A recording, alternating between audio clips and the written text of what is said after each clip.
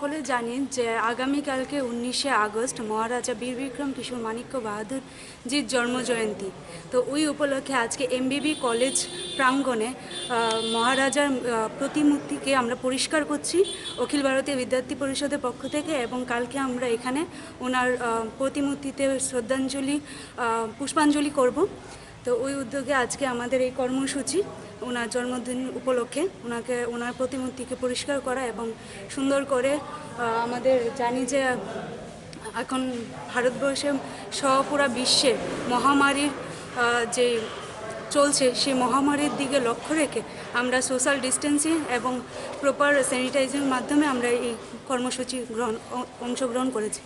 এবং আগামীকালকে 11:30টায় আমরা এখানে মহারাজজির প্রতিমূর্তিতে আমরা পুষ্পাঞ্জলি অর্পণ করব। কটার সময় কাজ শুরু করেছেন এখানে? আমরা এখানে 10:30 নাগাদ আমাদের কাজ শুরু হয়েছে।